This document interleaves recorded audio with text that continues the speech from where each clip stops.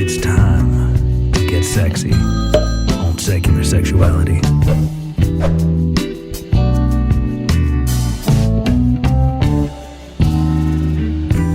Hello, and welcome to Secular Sexuality. I'm Christy Powell. Joining me this week is our resident baby atheist, Jenna Belk. And then joining us for the very first time is Alison Clifton, who's a master of social work. We are so excited to have you here. Alison is a social worker and a counselor with an interest in gender and sexuality, who's also found a lot of traction on Instagram talking about fat acceptance and body shaming and all these different areas. So we would love to hear from you. Any questions you might have from Alison about what the fat shaming culture looks like, about what we can be doing about it, and just your own experiences as they've affected you.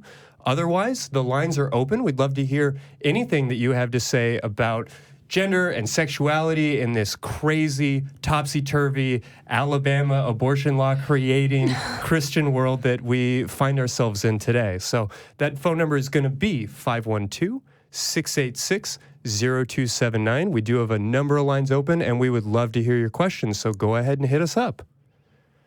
All right. That being said, Alison, why are you here? Why is this something that is interesting to you? Why is this something that's been so important and such a part of your, early career? Yeah. Well, first, I just want to say thank you for having me here. I'm super excited. Well, I am a fat person myself. And so in my path to becoming a sex therapist and educator, I found myself really, really drawn to really exploring the fat experience. My interest within sex therapy and education is pleasure and self-image and how they intersect. And so right now I've been really delving into fatness and systems of oppression and how they influence self-image and pleasure as well.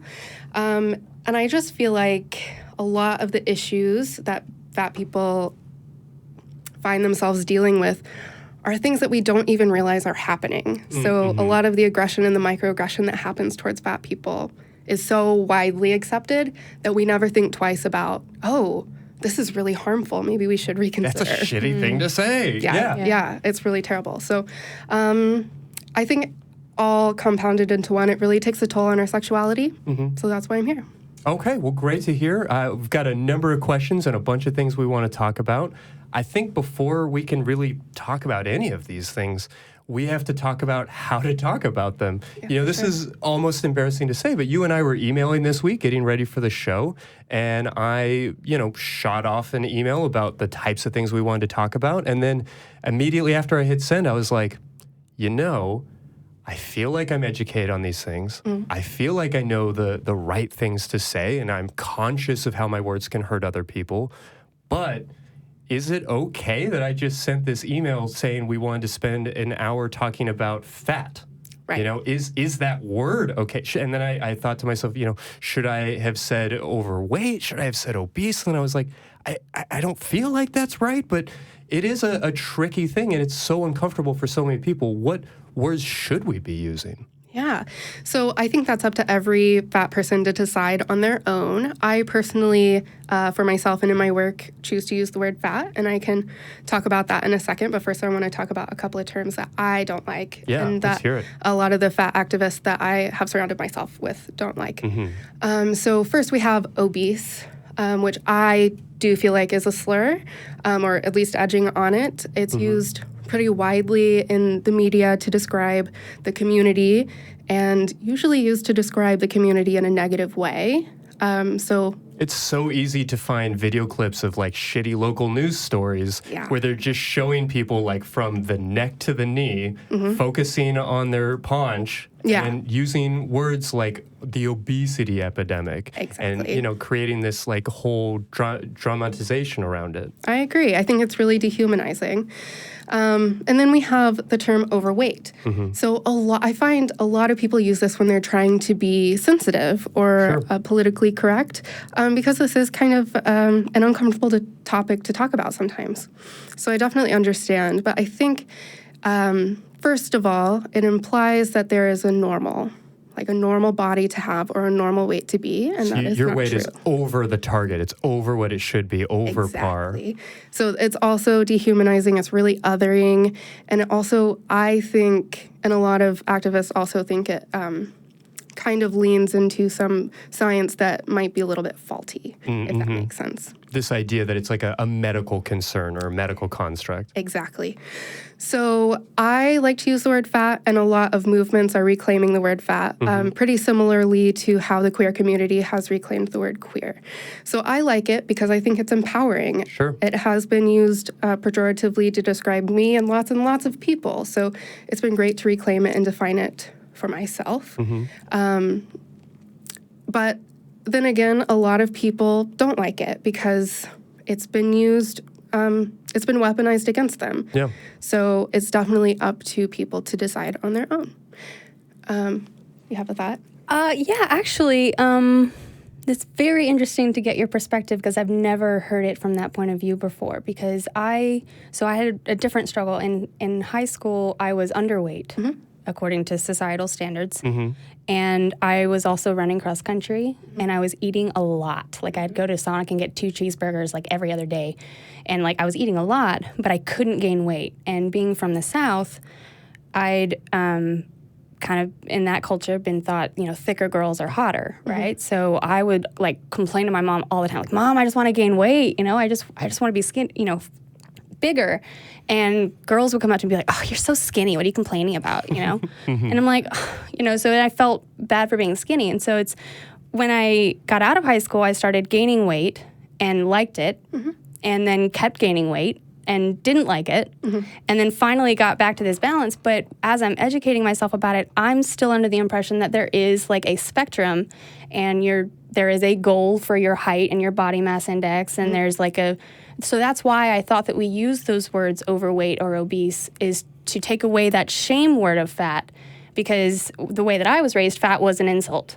Yeah. And obese was a scientific term. It's like, no, you're on this spectrum, and you're either average or underweight or overweight or obese. And obesity is an issue because if you're that on that part of the scale, then that's dangerous for your health. And so that's where that's what I always thought. Yeah. I think so many people do. And I mean, I include myself in all of that. I mean, these nagging doubts that I had during this email exchange didn't come from nowhere. Right. Yeah. I think so. The things you're saying about health and the BMI are really important topics when we're talking about fatness, actually, because okay, so when we look at research, and we understand that research is always changing, and the science is always being discovered, the BMI actually in recent years has been thrown out. It's widely being acknowledged to be actually just junk science. And when you realize all these studies have been founded on the BMI, the body mass index. It's just assumed. Yeah, absolutely. It's just assumed that, like, oh, this is the right thing. But our new science is showing us that actually it's not.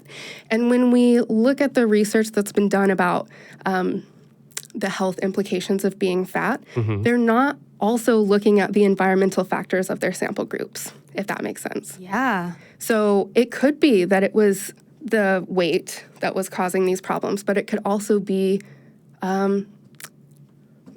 certain oppressive stresses, if that makes sense. No, yes. Lack of access to medical care, lack of access to proper nutrition. Right, I mean, regardless of how many calories you're eating, if you're eating nothing but, shitty chemicals and, things that are coming out of boxes or windows and things like that, it's going to have a negative effect on your health. And that may be connected to or associated with a change in your weight, but the weight isn't necessarily the problem. Is that accurate? Yeah, I think like I said earlier, so many things are just so normalized we don't even think twice about them. Sure. And one of those is equating thinness with health. Right. So yeah. Yeah, and I feel like we should acknowledge just getting out ahead of it, because I know that we're going to see a fistful of YouTube comments and other considerations, wanting to discuss, what about diabetes, though? And, all of these different things. And it's worth acknowledging that our weight can be hugely impactful on our health, but that it's not this obvious, straightforward correlation of a higher weight means a lower health, directly. That's fascinating. It really is. Science, guys. I mean, it's new stuff. I feel like our role here so much recently has just been reminding everybody that things aren't simple. Yeah. Particularly folks in the atheist community got here because they started to challenge the beliefs around them. They started to question things. And so we pride ourselves on being skeptics. Yeah. And then we take these like very simple, easy to remember, non-complex views of the world, and we never challenge them. And yeah, I think that's what we're hoping to do here today, is just challenging the idea that being fat means being unhealthy or immoral. Oftentimes. Oh, for sure. Yeah, definitely.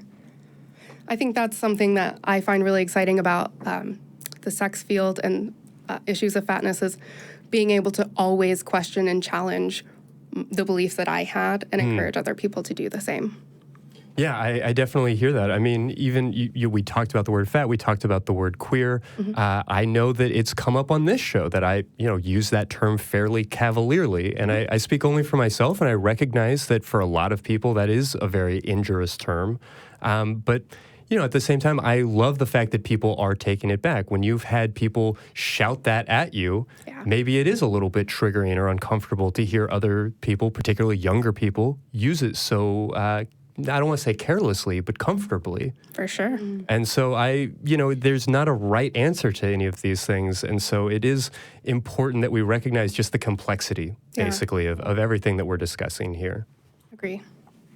So that being said, I kind of wanted to get, I think, a better handle on just the experience of being fat, on what the problems that folks actually face when it comes to finding a partner, when it comes to, just microaggressions when they're ordering coffee or getting snide looks at the checkout line for what they've decided to buy at the grocery store, or these different things, because I can't say that I really relate to those experiences. Yeah.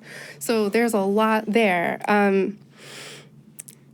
So can I just list some issues? Yeah. Hit us with it. I mean, what are the problems if it isn't, diabetes or back pain or these other things that we like to, hold up as the true reason?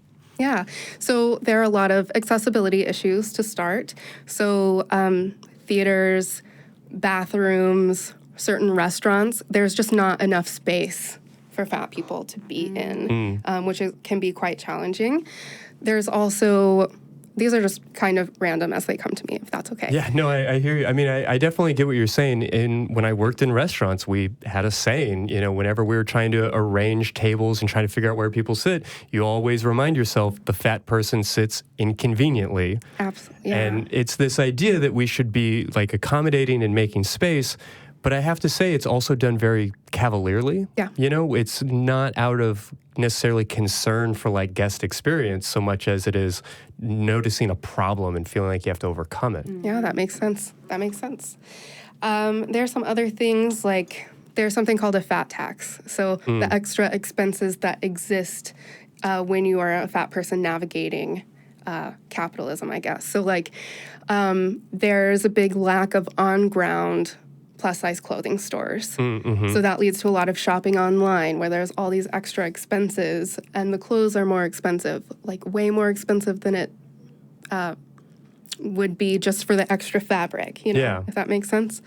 And then there's, of course, the looks that you mentioned before, but then there's these microaggressions from people who are close to you, which people a lot of the time don't realize they're doing. So like,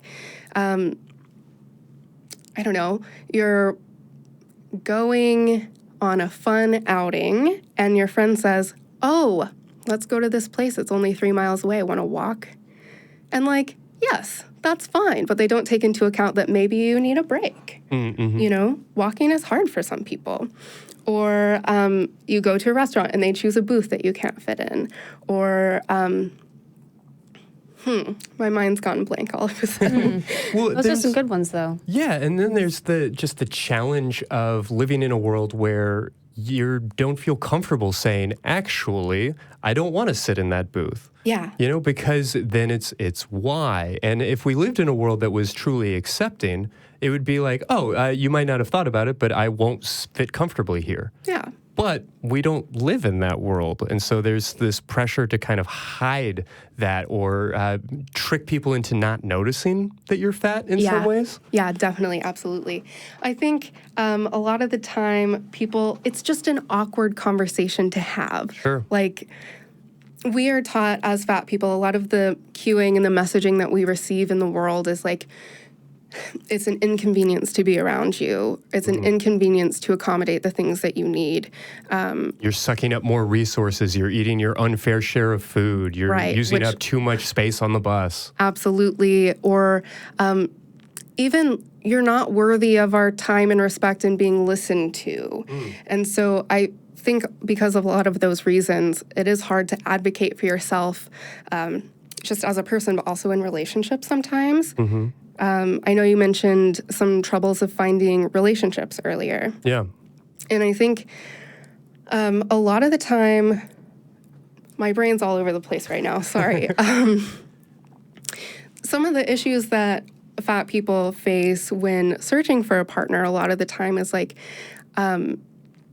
fetishization that they don't consent to. For example, I am new here, and I decided I was going to get on Tinder the other day. Do it. See what's going on in the big city. And the first message I got was, I really dig a woman with meat on her bones. And it was like, oh, great. Like, do you not see me as a human being who's worthy of respect and conversation? Or are you just here to objectify me even more? Yeah, and then there's kind of the opposite but equal side of that same coin, which is, I guess I should say that I don't know any woman who spent a significant amount of time on online dating that hasn't had to block somebody, that hasn't gotten a bunch of just shitty, aggressive, angry responses. But I imagine for fat women in particular, there's a lot of just pent-up aggression being hurled those people's way for no particular reason other than how they present. Yeah, I would agree. I have been very, very fortunate to not have experienced much of that in my time. Though there has been this very strange whale fascination going around on Instagram lately, and I got just a very discreet, casual message of just a harpoon in my DMs the other day. It was pretty unnerving. Yeah. But, yeah. First of all, is there a harpoon emoji? I'd like to just zoom back in that and say, what? A trident. Okay. I guess. I get that. But this whale trend on Instagram, I mean, help me out here. What are we talking about? Just people, what are they called? Something fauna, like really big animals. So just trolls equating like fat activists and just fat people in general on Instagram to really large animals like elephants or whales. I don't know. Making a point out of making comments and trolling people with that language. Yeah, it's really strange. I'm actually still stuck on the meat on your bones thing because again, just my ignorance. I would have taken that as a compliment. I can see where you're coming from as someone who you said is underweight, the term that you prefer. Underweight is what I considered myself when I was in high school, yeah. Right. So as someone who grew up wanting to be a little bigger, that definitely makes sense. I am very used to receiving comments like that, like just people wanting to take my sexuality as a novelty rather than what it is. A part of your personhood. Exactly. Yeah. And so it's like, I don't receive mean messages, but I do receive ones that are just overly objectifying. So for me, it was just a minor irritation, but I can see why that would be a compliment. I think what it was for me is that they weren't seeing me as a person. It was the comment on the body that was bothersome. Yeah, I mean, we're not talking about a fifth date where somebody's expressing like affection and interest in your sexuality and your appearance. We're talking about somebody's opening salvo in a conversation that is theoretically meant to lead to a romantic relationship. Exactly. I'm not sure how you're supposed to get from point A to point B, but... Yeah. To be fair, I think that it would help to point out that Tinder, from my impression at least, is a booty call app. It's not a healthy build relationship from here. Think it started that way. Like, it's very superficial from the get-go. It's swipe left or right. You know, it's like that was my first impression from it. I mean, if I'm wrong. Yeah, I mean, everybody's going to use it the way that they're going to use it. I don't know that is I don't know if that reputation has outlived its application. You know, I feel like that's maybe how it was started. And I can totally see how compared to OkCupid or, Match or some of these other things, how it feels that way. And perhaps it is. And that's fine and great and wonderful. But I know plenty of people that are, living with or married to or, folks that they met on Tinder, because it can be much more than just a hookup app. And, as a person who is swiping generally mostly through female profiles, you see at the bottom over and over and over again verbiage along the lines of not here for hookups or not here for a one-time thing. Or, people often specify that in their profiles because that's not necessarily why they're using the app. I wasn't aware of that since I used it when it first came out, so that was probably why. Yeah. And I think what's more than that, I totally agree with what you said about being able to find long-lasting relationships or whatever you want on Tinder. But I think as fat people, we live in a world where it sounds like our body is up for commentary anytime. Right. It's like always up for conversation from strangers, and it was just another, hay in the haystack? I don't know. Yeah, no, it totally makes sense that, people feel this this novelty aspect of things. I mean, we interviewed somebody a couple of weeks ago who talked about growing up disabled and, stares from children in the supermarket and things along those lines. And I can imagine somebody who's fat getting a lot of that same kind of attention and just this idea that, your body's a topic of conversation. It's the elephant in the room, if I may, the way people perceive you. I agree. Yeah. Madness. Okay. Well, I know we kind of touched on it a little bit, but I'm very interested in this idea of people expressing like undue concern for your health. People seeing their fat employee or their fat daughter or whoever and feeling like they somehow have a health concern or that they have some role in helping correct it.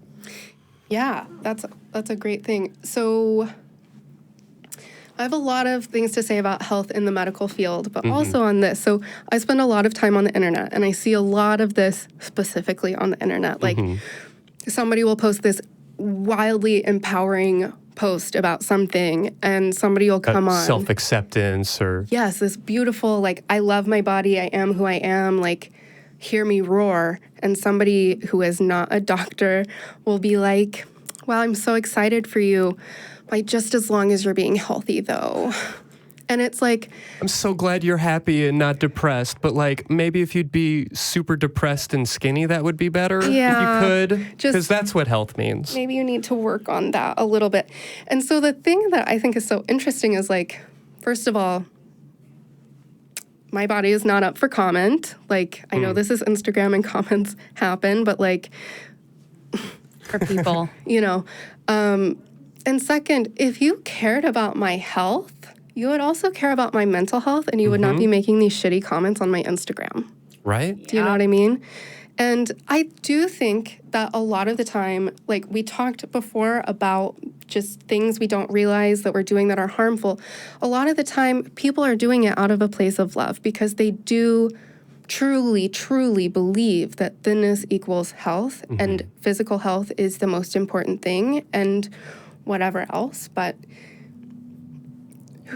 why it's not like fat people as a whole generally do not insert themselves into thin people's lives and like comment on their health. So why is our health up for debate? Yeah, why is anybody's health up for debate in that way? I mean, we can have these sort of institutional discussions about, whether or not we should be taxing liquor, whether we should be legalizing marijuana, whether cigarettes should be available to 18-year-olds or 21. These are conversations that I think are worth worth having with appropriate amounts of research and reflection and, you know, outside of sort of the moralistic demonization and all of these sorts of things. That has nothing to do with some random passerby or some random person on the internet talking to you about how to be healthy, especially as if you hadn't already heard these things before. Like, oh, I should eat salad. Thanks, Aunt Lisa. That's all I needed. You've changed my life. Yeah. Light bulb. Wow, thank you so much. No, to agree with you on that, and from my perspective on the skinny side, because I've had a very similar experience about people commenting on, and obviously not right now, but when I was like 110 and 5'3", and I mean I got called Schmeagle. Oof. That's rough. Yeah, because I mean I'm a pale person. I was skinny. Is Schmeagle the one from Lord of the Rings? Yeah, yes. it's the creature from Lord of the Rings. Creature. The like. AKA Gollum. Yeah. Pretty. Yeah. Yes, Yeah. my precious. Okay. Yes. Yeah, so I was the same thing, and people would feel like they could comment on me because, well, they wanted to be skinny, and I already was, so they could say whatever they wanted. And they would be like, oh, and I'd be like, oh, you know, I'm full, or I'd say something, and they'd be like, you can't say that. Like, or they'd comment on, oh, you eat like a bird, you know, and I just had a fast metabolism, and I was healthy. Yeah. I really was healthy. And now that I'm learning about this I'm like, I probably wasn't underweight. I really. Yeah. I mean, I don't know. So I think people love to feel like they're part of some normal, I'm putting quotation marks, normal whole. Like that's why people want to comment on other people, because I'm better than you because I am normal. Yeah, in order for me to be a member of the in-group, there has to be an out-group. Exactly. And the people in the out-group are going to look as little like me as I can possibly manage. we can tie that a little bit to religion. Yeah, I mean, just this... Just a smidge. Yeah, no, that's a huge part of... I mean, in-group, out-group thinking is part of our evolutionary heritage. It is a defense mechanism that allowed us to become the dominant species on this planet. Aces, you know, great, fantastic. This type of behavior got us this far, and that's awesome. However, after all of this experience, after all of this development and technology, we also have the opportunity to be decent to one another. Yeah. And it doesn't necessarily mean that we need to demonize hordes of migrants storming our southern borders, or, you know, whorish women that need these abortions because they can't keep their legs closed, or people who look differently than us, whether we're talking about skin tone or size. Yeah, absolutely. Yeah. So with that part of it, do you feel like there's a lot of kind of just religious moralizing in these things? I mean, there's the fake concern or weird concern for your health, but then there's also sort of the moral component that fat people are lazy, that they are gluttonous and slothful. I mean, yeah, that's 2 of your 7 deadlies right there. Right. So I've been thinking about this a lot, actually. So I've been trying to find for myself, why do I think, or why do we as a people think that fat phobia exists? Where did it come from? How do we get rid of it? And I do think that religious moralism is a small part of it, for sure. Absolutely. So if you talk to pretty much anybody about how to lose weight, or anybody's giving advice about how to lose weight, they're almost always going to say something along the lines of move more, eat less. Yeah, sure. Which ties into the misunderstanding that eating a lot of decadent food and not moving is what causes fatness. Okay. Right? And so when we tell people that, we're basically telling them, like when we get the religious aspect involved, we're basically telling fat people that they're immoral and that they need to change and that there's something wrong with them. And I think beyond that, we do a lot of moralizing food, if that makes sense, which leads to some kinds of disordered eating. Sinfully chocolate cake, or, you know, I mean, that, like, you see that on menus. Absolutely. And then there's the thought about Devil's food. Like, I'm sure we've all done this, like going out and eating a bunch of bacon and being like, oh, I've been bad today. Oh, yeah. Or no, running. it's okay. I ate at Subway. Exactly. Yeah. or of running 3 hours and then eating celery for the rest of the day and being like, oh, I've been so good today. Yeah. Should we be bad? Should we get a plate of fries for the table? Should we be bad? Exactly. No, we do apply this moralistic lens to the things we're putting in our bodies. We really do. And I think we really internalize that. And I think it can have a huge impact on certainly our relationships with food, but also our relationships with our body and ourselves as a whole. Yeah. So I'm loving this. So when I recently lost weight, I started losing weight June last year. Okay. And lost 40 pounds in 8 months. Okay. And so I'd started this new job in June, a certain weight, and then people started noticing that I'd just, like, it was all of a sudden gone, and people are like, whoa, like, what happened? And I was honest with them, and I told them what I'd changed and what I did, and I realized now that it could have come off as this is the right way. Okay. Where I realize now, well, this is just what worked for me. Because it was accidental at first. Okay. Because I had finally left the restaurant service industry, and I'd been waiting tables for way too many years. Yeah, and that will affect your relationship with food more than just about anything. Because you get half off the fatty foods that you're serving. You scarf it really quickly between shifts, and then you're in a high-stress environment. There's constantly food around. I worked in a bakery where the chocolate croissants would come fresh out of the oven 30 minutes after my shift started. Every day. It was glorious. But yeah, it definitely affects your relationship with food. Totally. And so, I forget where I was going. Yeah, just about losing the weight that you did and people's sort of reactions to what you said about, your experience. Right. So, what I think now is that just the change of stress from changing jobs was a huge factor in that weight just literally falling off. Sure. And in that same time, I also happened to be having a lot of free time, and I had just quit drinking, and I had no idea what I wanted to do with my free time. And so I started watching documentaries and just trying to fill my time and learning things. And that's kind of what started my deconversion final process. And there's a point to all this is that as I was learning about food and watching food documentaries on Netflix, I'd learned that eating slower can help. And that's what I ended up doing. I thought that, I'm going to get this desk job, and I've been on my feet. Now I'm going to just gain a bunch of weight. And I was like, I'm going to have to start doing more. And it started falling off. And it was because what I'd do is I'd get to work, and I'd start eating my lunch when I got there pretty much. And I'd notice that at the end of the day, I wasn't done with it. So what I'd do is I'd take a bite and put it down and keep working. And then a half hour later, take another bite and just kind of just do it whatever.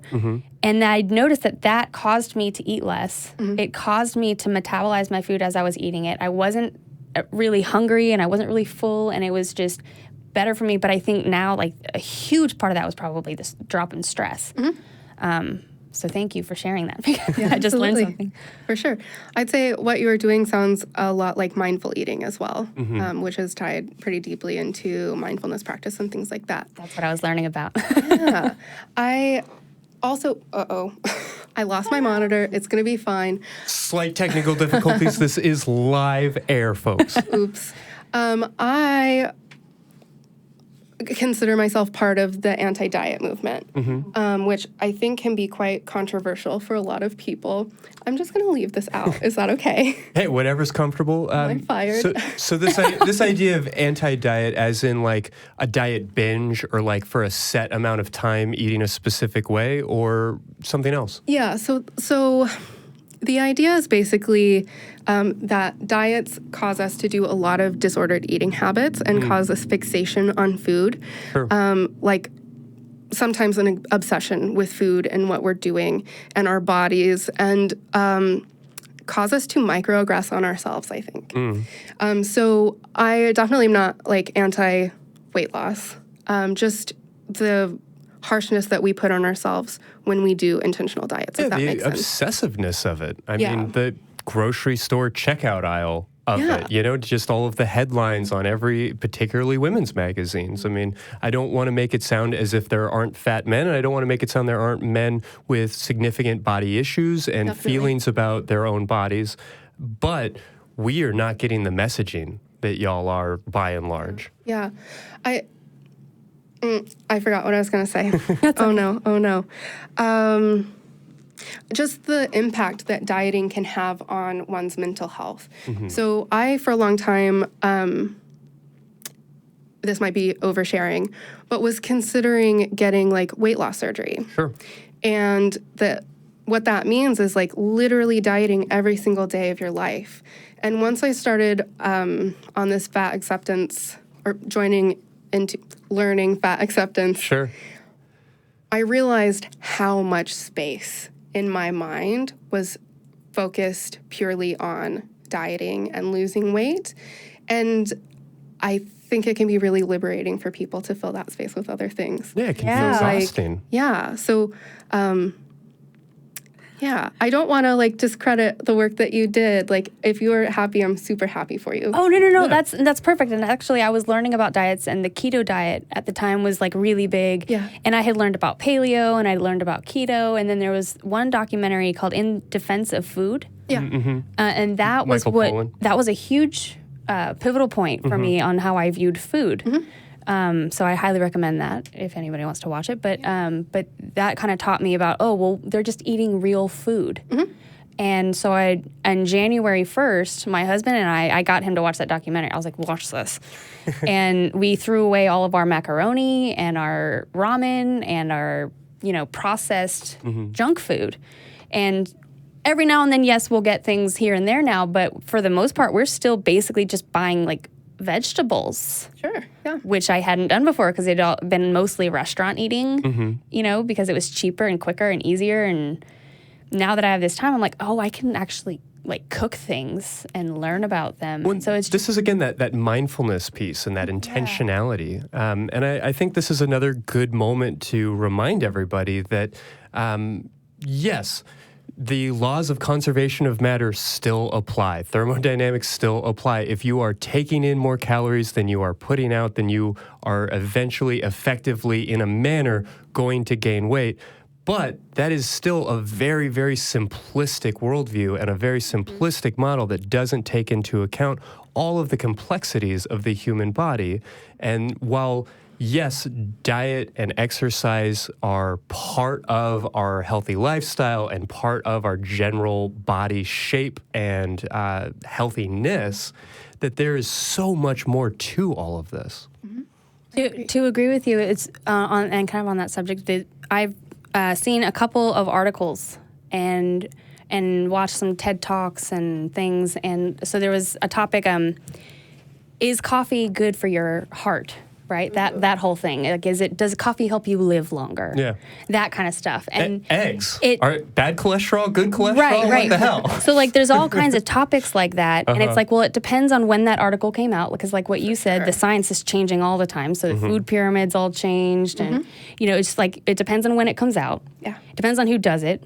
It depends on what kind of scope they're looking through, because these things are you looking complex. at all of the other aspects of what causes someone to be healthy and live long? Are you looking at whether they have people in their life that they love? Because that's apparently a huge factor of people living a long time, all of the other things. And it's like, well, can you say that anything is something that will help you live longer?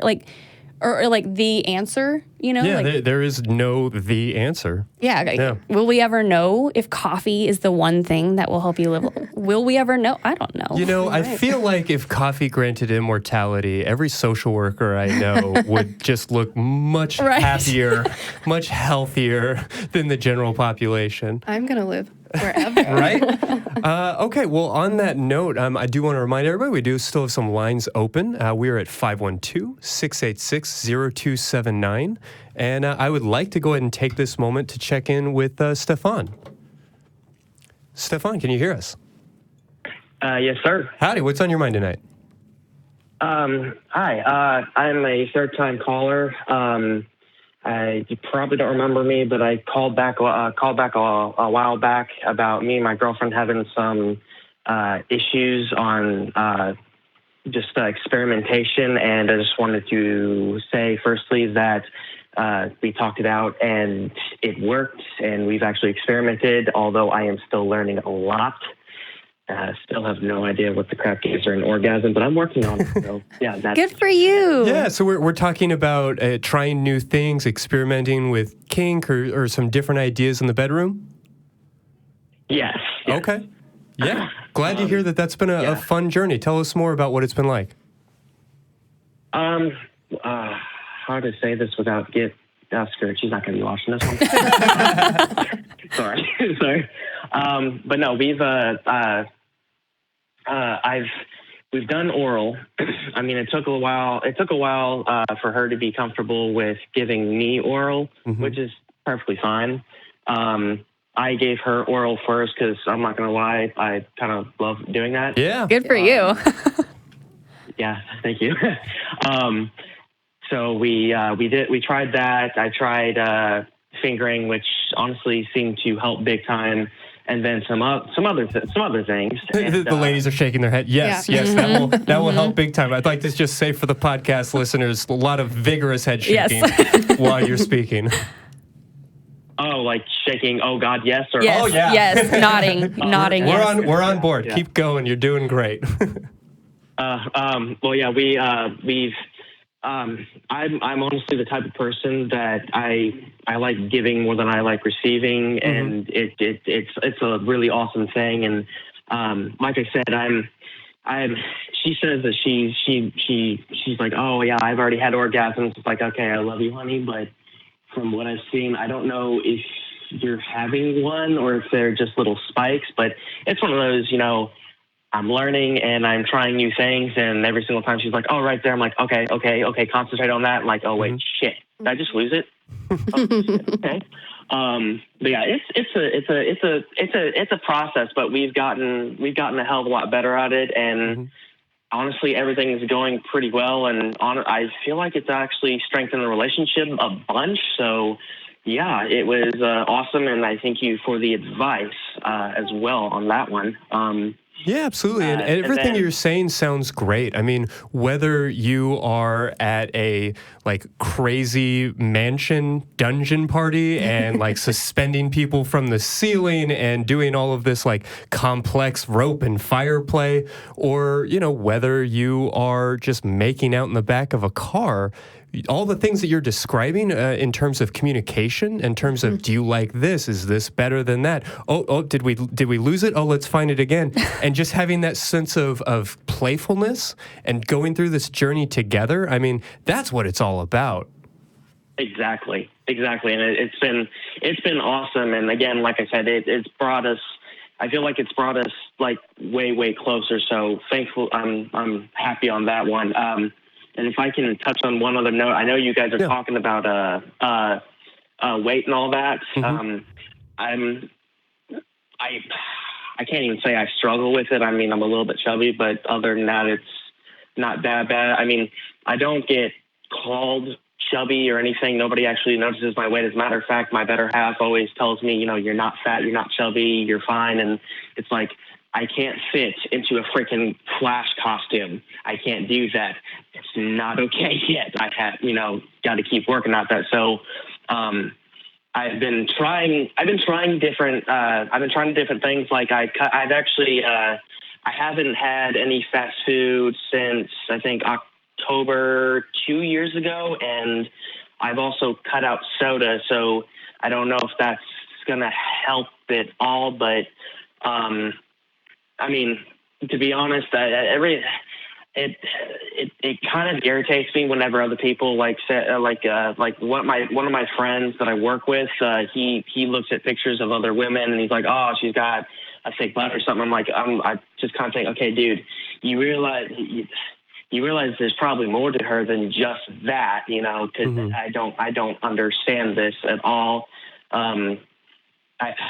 It doesn't make any sense, and I feel it really pisses me off sometimes whenever they try and objectify them like that. If you like a girl, why don't you get to know her instead of saying, oh, well, she's too this or she's too that, whenever it comes to weight and stuff. So,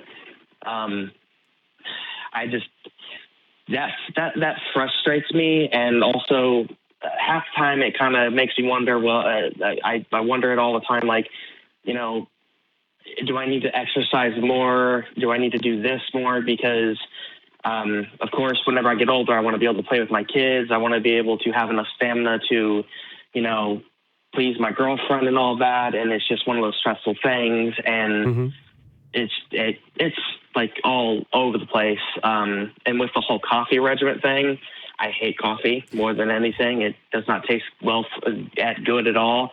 I did try an energy drink called Bang. I don't know if you guys have heard of that. Bang? I've heard of them.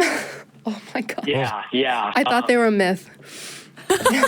They are not a myth. Like my old boss, he actually prescribed it to me. Like, these things are good for you. Do what? Oh, no. I just love this idea of your boss being so concerned about your health and well-being. So I think it's important to recognize that, yes, eat the foods that you want to eat, exercise the amount that you want to exercise to hit the goals that you have. I run, several miles every week, and I love doing it, and I really like the weight that I'm at, and I'm really happy right now when I look in the mirror, as opposed to maybe 2 or 3 years ago when I was not as comfortable in this shape, in this size, as I am now. But the goal here really is not to hit a target weight. It's not this idea of being overweight, underweight, right weight. It's just the idea of being the weight that you want to be at. And sure, talk to your doctor about how to be healthy, eat well, eat in a healthy manner, have a healthy life, whatever that actually means. And that might mean cutting out sodas. It might mean cutting out fast foods. But, I think the message here is just to do what you have to do to hit the goals that you want to hit, but have them be your goals. Absolutely. Right. I think it's really important to have a really intimate understanding of your body and have a good relationship both physically and mentally with your body. So if you do want to work out, cool. Does it feel good? Does it make you feel good? You said you were cutting certain things out of your diet. That's good and fine, but definitely be aware of your cravings. So if you do start to crave Taco Bell, there's a reason for that. And it is okay to eat Taco Bell if you want it. If it's not satisfying a need inside of your body, it might be satisfying a need inside of your brain, and that is perfectly valid and okay. Yeah, and that's beautiful as well. Right. Oh, well, I can definitely say that all three of you look amazing. No matter what anybody says, you guys look fucking gorgeous. I was enjoying it until he said, no matter what anybody says. Yeah, now I'm starting to wonder, is there something in the comment section I haven't, that's the reason I don't look down there. Thank you so much. Hey, glad to hear that things are going so well. I'm really glad you called in. Thank you. Real quickly, you guys were talking about Lord of the Rings earlier. I just want to let you know, I can do the voice of Gollum, just putting that out there. So awesome. Do that. I'm pretty good at that. Anyway, but yeah, thank you. Well, fair enough. You have a great night. Thanks so much for calling in. Take care.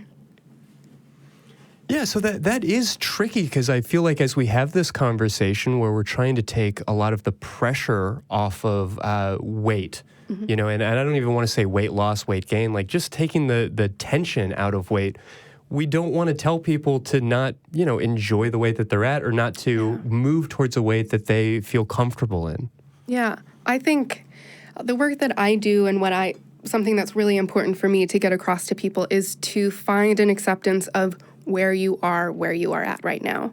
So it might take a lot of work, a lot of thinking, a lot of unlearning to be able to love yourself where you're at right now. But wherever you are, that is okay. Like, you don't need to adhere to anything that somebody's trying to put onto you. You can decide what that is for yourself. The notion that you'll be happy when. Exactly. You're saying instead, be happy now, and if you choose to change your weight, great, but be happy now. So a huge thing that, a huge message that fat people get a lot of the time is that our body is temporary.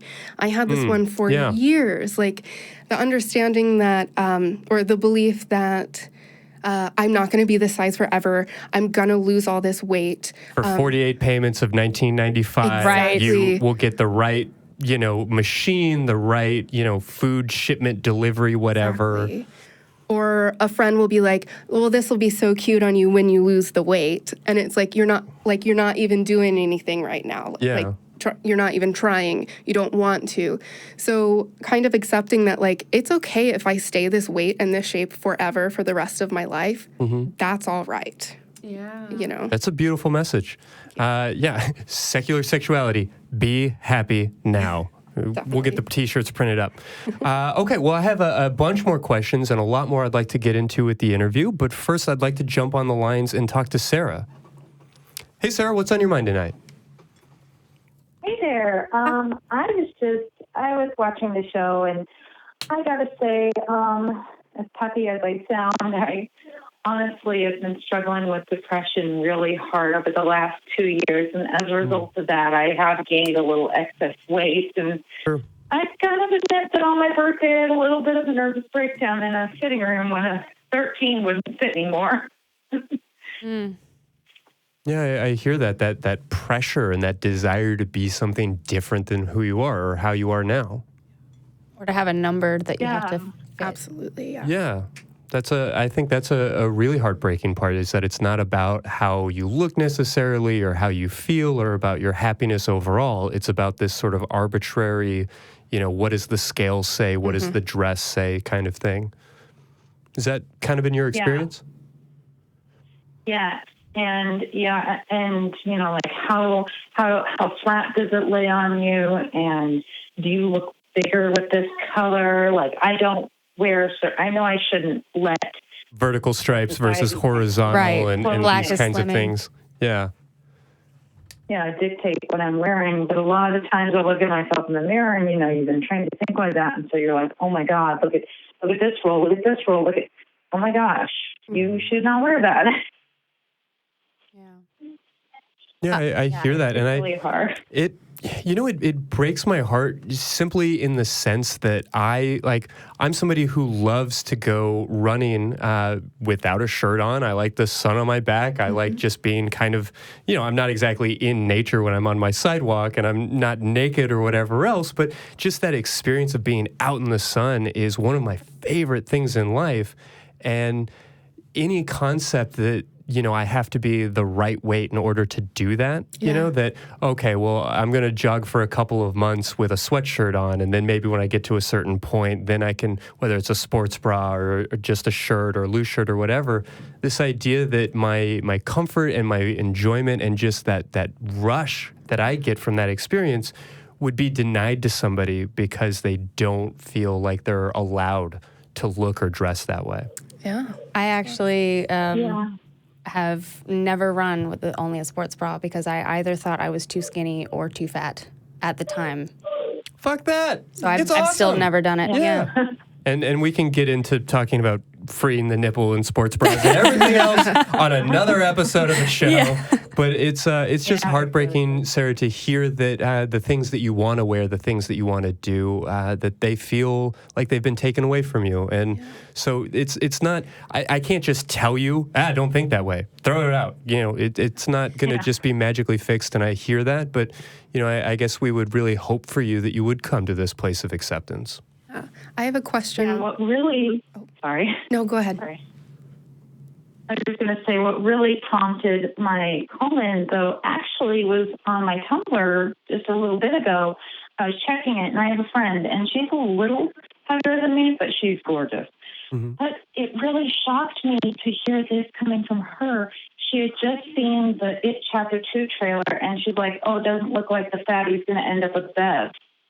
The girl from the movie. And I'm like, why did you say that? Why are we talking about his weight? Why not his emotional, that he wrote her that lovely poem and that, he really does love her. It doesn't matter about his size. I mean, yes, he gets, the conventional attractive and skinny when he grows up, but it's like everybody focused in that, he's heavier than the other romantic competitor. Mm-hmm. Did you ask?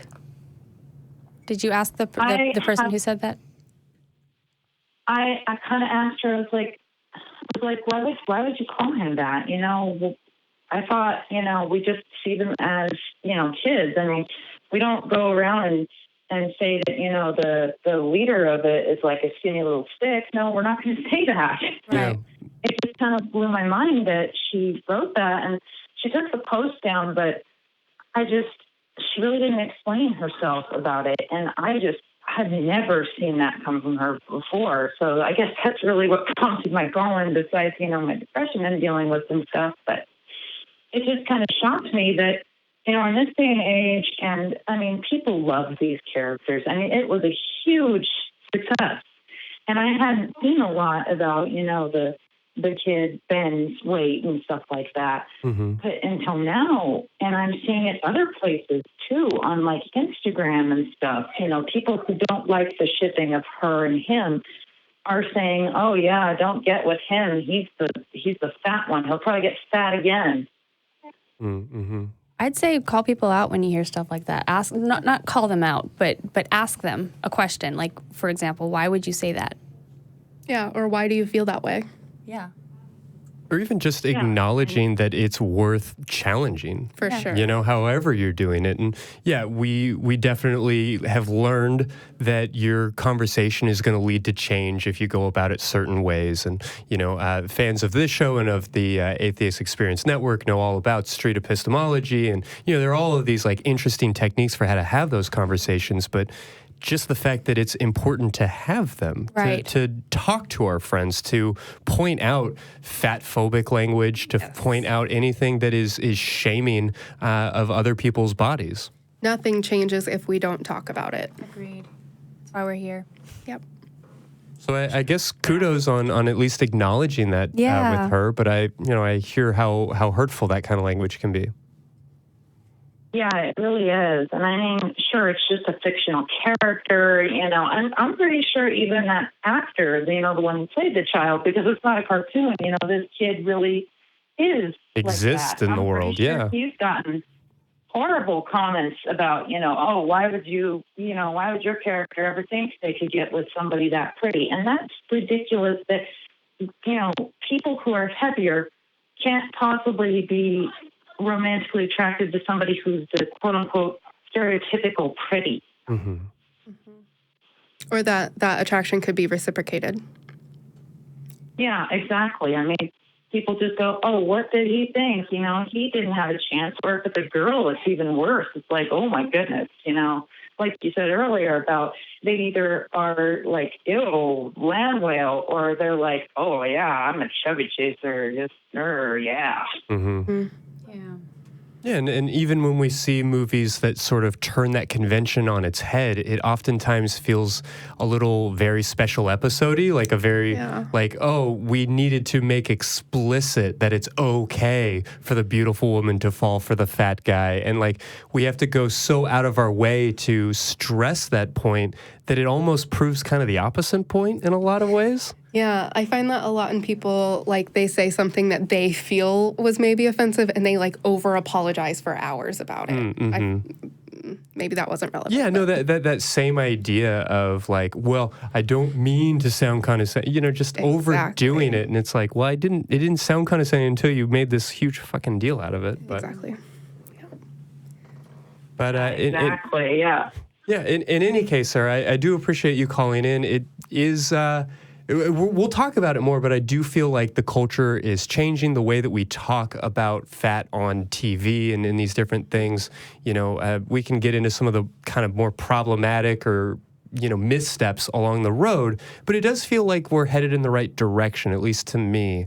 And I think it's in large part because we are starting to have these conversations in just the way that you're describing. So I appreciate you calling in and sharing that with us. I had one more thing to add. Yeah, please. Just a little piece of advice from my own experience, having gone from too skinny to too big, whatever, and having hated shopping my whole life because nothing either made me look like a box, or it was too baggy, or it was too tight, or whatever. And Stitch Fix and several other stylist apps have helped me, because what you do is you build a profile and you put your measurements in, and then you put, you know, how much skin you like to show and what you like to be loose fitted or baggier wear, and it's very, very specific and personalized. And you have your own stylist that you can communicate directly with and tell them what you're looking for. You can set it up to be like a reoccurring thing or a sporadic thing, and so that was really helpful to me to just build my wardrobe around what I wanted. Yeah, so that's around your actual body rather than like this perception. Right. Whatever the store provides, whatever the style the store has. Right. You know? Or where it is on the rack, whether it's at the front or the back or somewhere, you know, the right place in the middle or something. And then just trying things on and then just feeling bad about yourself after trying on 15 things and nothing fits right. You know, this way they send you like 5 items or 15 items depending on whatever source you use. And then you just try them on at home and send back what you don't want and keep what you do. So I'd recommend trying that if you're having trouble with it. That sounds really amazing, because I was heavier as a kid, and I do remember, like, oh my gosh, like it took 2 hours in the fitting room because my mom kept having to bring stuff and I wouldn't fit it, and it was just that really does stick with you. It almost causes you like PTSD, like when you go into a store, you're like, oh, I need a pair of pants. Oh God. This is going to be an ordeal. Yeah. I have a little bit something to say. I don't know if it's helpful or welcome. But next time you have a thought about, would you say you tried on a 13 and it didn't fit and you got upset, right? Yeah. So next time that happens, I would encourage you to question why it matters. Like, why are you upset? What are the things causing you to be upset about? Why is it so hurtful that this pair of pants doesn't fit? And that might offer you some insight or peace. I'm not sure. Sure. No, I think that's very helpful. I actually had somebody tell me the other day that I didn't look the size I was. Yeah. Okay. Yeah. They had asked what size I was, and I told them, and they're like, "Oh, you don't look that." And I was like, "Okay." Like, yeah. Is that a compliment? Is that that is such a strange thing. Yeah. To feel like we're pushing towards this goal that, you know, instead of just saying, "Hey, this is the size that I happen to be." Yeah. And I don't mean why does it matter that I'm upset? I mean, like, why does it matter that this size 13 Why is it upsetting that a 13 is right or wrong? Yeah. Yeah. Just to clarify. Yeah, exactly. I really should think like that instead of going, oh my gosh, I have to go up a size or 2 or whatever. Yeah, it's just I don't know. I guess it was like after I lost, because when I was in like 7th grade, I weighed like 190 something, and I'm like 5'6" or 5'7", and so I was terrified of like getting diabetes and all kinds of stuff. And yeah, I remember going to a gym like all the time, and then I dropped all the weight, and then I could fit into like a 12, and I was like, oh my God, my life is amazing and better. And it's like, that's so ridiculous. And I think that's why so many people are afraid of gaining weight. It's like a literal fear. It's like getting sick again, except there's not something you can take a pill for. It is the real sad truth that life is easier when you're thinner. That is a true thing, and that's systems of oppression right there. Yeah, absolutely. I mean, it's not more correct to be heterosexual than it is to be gay, but we have to acknowledge that there's a reason why suicide rates among queer folks are higher, why health outcomes are lower, why there are all of these concerns. And those concerns aren't because gay people are gay. Right. Those concerns exist because of our society. So again, when we're talking about our weight, it's worth noting that there's not a right weight, but there is an easier weight, at least in our modern culture, in a lot of ways. I think that we're at a point in time right now where in the past, you look over the history of human evolution, and it's like so many cultures have been formed based on tradition. It's like, well, this is our culture, and this is just how we've always done it, and this is how we'll always do it because change is bad, right? Well, now we're at a time where we have so much information and such a clustering of different kinds of people that we're literally recreating our own culture as we learn new stuff. And so it's like, well, we have a society that's built for heterosexual skinny white people. It's like, well, we're changing that. So we've just got to slowly take it one issue at a time and just adjust our culture to fit what we want it to be. With a lot of growing pains in the process. That's Even exactly if we're headed in the right direction, there's still a lot of missteps, a lot of discomfort along the way. And a lot of folks, I mean, it sounds like Sarah in a lot of ways is kind of a casualty of that culture war. So I guess we stand with you, even if this is kind of a difficult process or a difficult part of your life right now. Yes, and before I go, I wanted to, this is probably for another episode, but I just wanted to let you know that I was doing research on, I don't know if you've heard, this is completely for the secular side of this show, but I don't know if you've heard of the activist mommy. No, I don't think I know that term. My friend just found out that I don't know if she's going to be doing a march in Washington in like a couple of months or if they've already done it, but it's like called like outreach and it's ex-gays and stuff. She's still trying to do this crap. And the saddest thing in the world is that a lot of them who are members of it are survivors of the Orlando shooting. Yeesh. Yeah, that's heartbreaking. And we can talk about collaboration and systems of oppression and all of these kind of complex lenses to try and understand that behavior. But, just on a gut level, it's heartbreaking to hear that people would feel so demonized by their sexuality or demonized by other people because of their sexuality, that they would be willing to participate in something like that. Yeah. Yeah, well, I just want to let you know that. Sorry, it doesn't have anything to do with my question, but when I heard about it, I was like, I got to tell them. Yeah, no, I appreciate that. Definitely something to read up about, and I'll see what I can find and what I can share in the footnotes for this episode. Thank you for calling. Exactly. Well, thank you for listening, and you all are wonderful, and thank you for listening to my plight. And definitely, I will think about that. And I'm also doing therapy right now for my depression because it has gotten bleak at times last year. So yeah, good for you. Stuff in there. It sounds like you're taking the right steps. So I'm glad to hear it, and I appreciate you sharing your journey with us. All right. Well, thank you guys. And you guys are all wonderful and have a great day. Hey, thanks so much. You have a great night. Take care. Yeah, a lot of really heartbreaking stuff. I know that we kind of talked around it, but is my impression correct that we are, as a culture, as a society, headed in the right direction? That's a big question. Yeah. I mean, because it's like Shrill on Hulu over here, and This Is Us over here, and what's the balance? So I think the answer is yes. Mm-hmm. And by that I mean we're seeing a lot more representation in media, which is great. I heard recently what is happening on TV and in the movies is a real benchmark on where most people are in America, would you say? I would say it at least slightly represents our culture. Yeah. Yeah. So that's awesome. I actually watched the first episode of Shrill today, and how accurate, it is such an accurate representation of what day-to-day life is as a fat person. It is wild. If you are not fat and you're wondering, it is really, really spot on relationship accurate. with the main character's mother, Adie Bryant, and I believe Jane Curtin or Julia Sweeney. Sorry, old SNLers. Just that their conversations around the daughter's weight and everything else rang really true to me. Yeah, absolutely.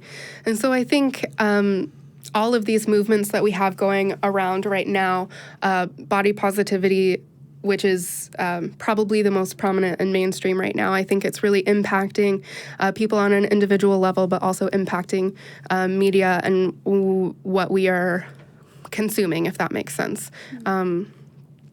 Yeah. What are the cultural changes that you're still hoping to see? I mean, what are the things that maybe the low-hanging fruit? Because we'd all like to live in this utopian society where your appearance, your orientation, your kinks, your whatever, your libido was all just beautifully accepted. Right. But what are you hoping for 2025? Okay, millions and millions of things. I'll try to self-edit. So the first thing, since we were just talking about media, I think what I'd love to see is some kind of lots of representation of fat people on TV and in movies where the plot point is not dependent on their size. Just fat people living their lives. It's not about them like coming to a place of acceptance or changing their weight. Like it's just, this is a person. This person happens to be fat or is played by a fat actress or actor, but that has nothing to do with their story. Yeah, I think the stories that we are learning through these new shows is really valuable for a lot of people, but it's also valuable to just see people like you existing. It just existing. Yeah, and I think that's why a lot of people are gaining they're finding a lot of themselves through Instagram. So seeing people normaling and like being happy and content who also look like you, it's tangible. No, it's not tangible, but it is accessible. It's relatable, yeah. And accessible. relatable. It's part of your life. Exactly. So more of that. I would really like to see less diet stuff in the world, less weight loss diet focused things. In a perfect world, I don't know if this is low-hanging fruit, but I would like people to really understand the way capitalism affects both the health industry as it relates to fat people and groceries and the diet industry, because those are huge money makers in themselves. Like they're selling a problem and then selling the answer. Yeah, absolutely. Right. Let's see. More things. Well, I don't know anything about any of those. So is that good or bad? Some of that's bad for me. Institutional things, and as we're talking about like how capitalism affects our perception of ourselves and weight. I mean, I guess I get what you're saying in the sense that you can commodify makeup, you can commodify diet medications or all of these different things. Of course, if you feel like every time you gain or lose a pound, you have to go rush out and buy a bunch of new clothes, then that's I see. Fueling the capitalist engine. But what are maybe some of the things that people are missing about the way we, let the market dictate the way we see ourselves? Specifically with that. Specifically with like capitalism and stuff. Yeah, I mean, just these like overarching ideas. Yeah. So I would encourage you to go walk down a grocery aisle and see how much of it is directed to help you lose weight. So how much of the stuff is light or fat-free or sugar-free or it has green packaging and it says natural on it. Farmer's choice. Exactly. That's the even more fun ones for me when it's just like completely made up. Exactly. It's natural. It's like we put organic, green on it, so it's good for you. We can be having conversations about whether we should be eating less processed food or conversations about whether we should be using certain types of pesticides or fewer pesticides or these different things. But when you just throw out words like natural or organic, like they're magically better. You know what? I think we have already done enough to piss off YouTube. We don't need to get into GMOs. Oh, no. But I would just encourage my skeptical, scientifically minded, non-magical thinking audience to a Google to learn some things about GMOs, and I'll get off my soapbox there, and we'll return to the topic at hand.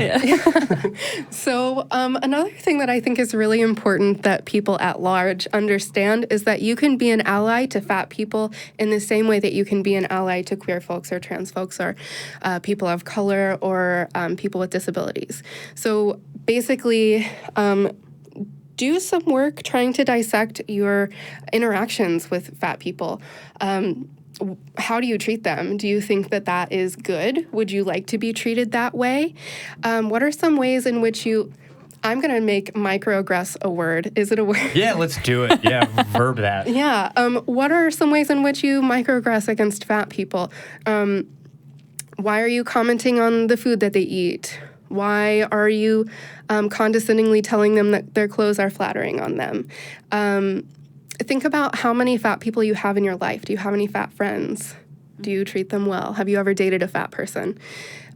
Because the people we surround ourselves are really, I think, indicative of some, especially if it's maybe of our biases. Yes, of our biases. So if you don't have any fat friends, I think the stat is like 70% of America is above a size 12. So why do you not have any fat friends? What's Very the good on point. that, you know? So that, all of that, and then maybe do some work with fat activism that doesn't directly benefit you. That's some good allyship behaviors as well. Like what? Well, that is a good that's a good question. And honestly, I don't have a perfect answer for it, but it could go right down to commenting on an Instagram post, showing that you are allied to them and that you're proud of them. And like, heck yeah, I'm so excited that you love yourself. So how do you do that without, because you had just said, what was it? About the flattering, I those think that might just flattering on you? Yeah, Or like unsolicited compliments or condescending compliments? condescending compliments. I think that might just be like one of my things that I find to be irritating. Maybe like everybody doesn't. I think if it's coming from a genuine place and you're not coming from a like, oh, good for you kind of thing. Like, are you finding what they're doing to be exciting and inspiring? Tell them that. Did you learn something from them? Thank them. Yeah. Does that make sense? Yeah. Yeah.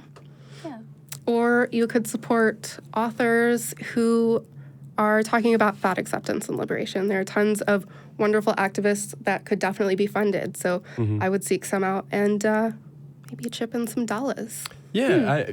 To that end, are there any heroes of yours or any voices that you feel like, you know, people really ought to be listening to this podcast, watch that show, check out this book. It's great. What are your recommendations? I do have an idol, and we've talked a lot about Instagram, and we're going to keep talking about it. One of my favorite accounts is the Fat Sex Therapist.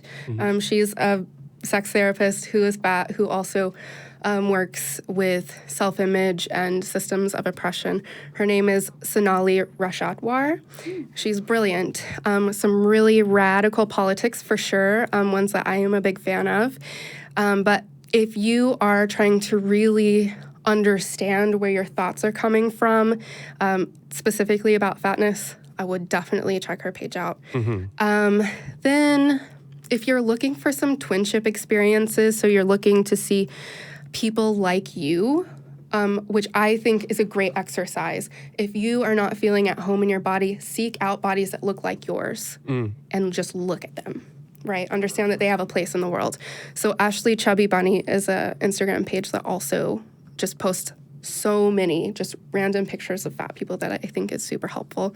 And then there's a lot of dietitians, like registered dietitians, who are talking about something called intuitive eating, which is basically having an intimate relationship with your body and understanding the foods that your body does need, understanding cravings and stuff like that. And that handle is body_image_therapist. They have some awesome work there. Cool. Okay, well, great. You know, I should definitely mention that we will include all links to all of this in the footnotes for the episode, as well as more information about Alison and how to follow her account. With all of that being said, is there anything else that you just feel like the world needs to know? And so long as you've got a microphone in front of your face, you want to make sure to get that out there. Oh, man. There's lots. I don't know where to go with this question. What kinds of things? Yeah, well, we've definitely covered a lot of ground tonight. We've talked about, you know, what good, kind-hearted folks can be doing to be an ally and ways that we can sort of examine ourselves and maybe change our behaviors so that we're doing a better job of providing access to people. We've talked about how people who are struggling with accepting their own bodies, what kinds of things they can be working towards. And we've discussed sort of some ideas about how the world at large is changing and should be changing. And I guess it just leaves us with this huge idea of a problem. Yeah. You know, the problem being fat phobia or body shaming in these different ways. there's no simple solution for any of this, but what is maybe the one thing that you would hope people would hold in their mind as they go forth and go throughout their days? Yeah. So we've talked about a ton of stuff today, like you've said, and these are huge topics that we could talk about for days and days and days. And they're really pretty radical things when you really think about the messaging that we've received to try to dismantle it and rebuild for ourselves. So what I want to say to people who are trying to do that is, please be patient with yourself and be kind to yourself. You're trying to, if you're embarking on this journey, you are trying to unlearn a lifetime of commentary on your body and yourself that you didn't consent to, probably. You're probably trying to unlearn some things that you've told yourself as well that are really hard. You're trying to reject and drop all of these microaggressions that are so accepted that you probably didn't even realize what they were. Don't even notice them as being shaming or damaging these ways. Exactly. And so this is going to take a long time. I started this journey 10 years ago, and I still learn something every single day. I still try to reframe something every single day, but it is so worth it to do. You can feel at peace with your body. You can feel content with what you are presenting to the world. It's definitely worth the work. And good luck. Thank you. Yeah, that's a great advice and a great tip and a really fun conversation. So thank you so much for joining us. Thank you. And I definitely want to thank everybody who called in, as well as everybody who's watching at home. I would love to keep the conversation going. Please feel free to shoot us an email, sex@atheist-community.org. Otherwise, we'll see everybody next week. Thanks so much for joining us.